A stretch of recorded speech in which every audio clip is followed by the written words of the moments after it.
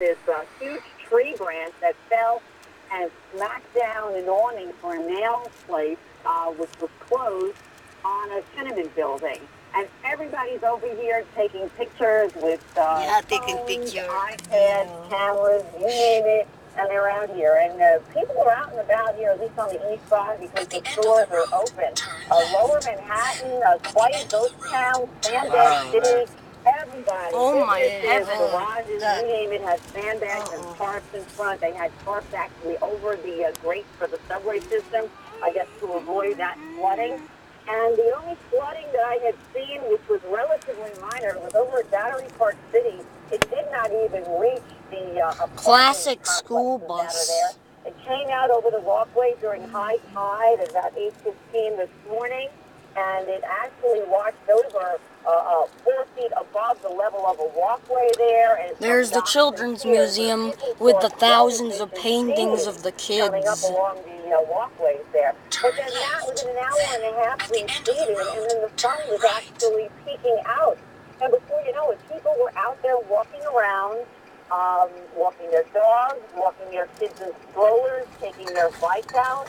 I guess they were getting a little homebound and claustrophobic, and they just decided to come out. So it's a little cloudy still, but the sun is sometimes trying to get out.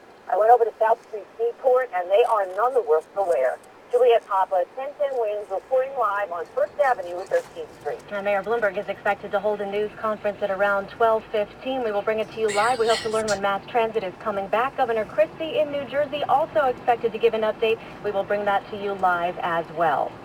Winds News Time, 12:06. With a storm surge and high tide this morning, the beach ended up on top of the boardwalk in many shore communities in Long Island and New Jersey.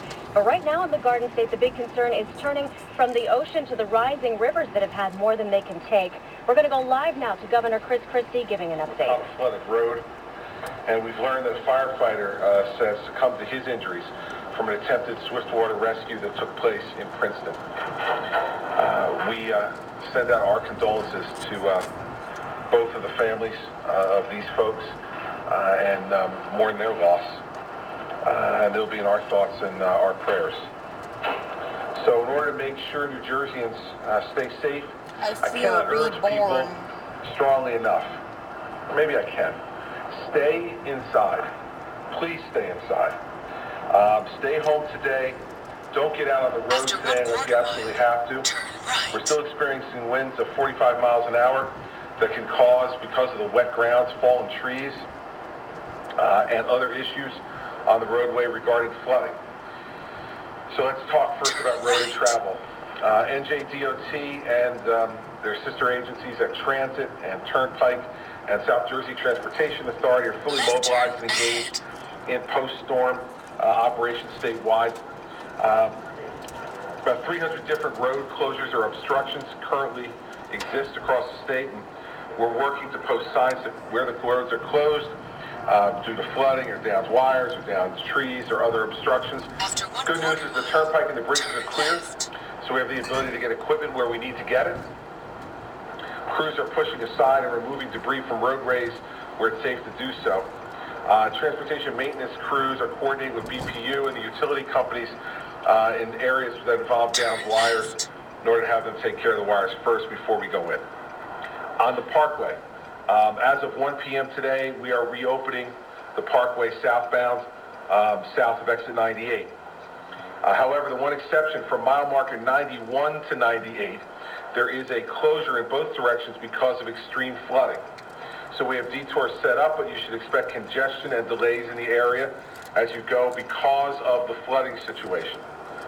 As of 6 a.m. tomorrow morning, tolls will be reinstated on the Atlantic City Expressway and on the Garden State Parkway in both directions south of the Driscoll Bridge.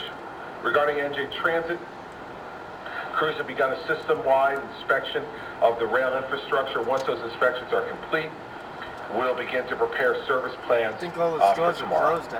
All three light rail systems, Hudson Berg and Riverline and Newark Light Rail, are undergoing inspections. No issues to report at this time, but the weekend schedule and Saturday schedule will probably be in place for Monday. In terms of buses, crews are inspecting equipment and facilities.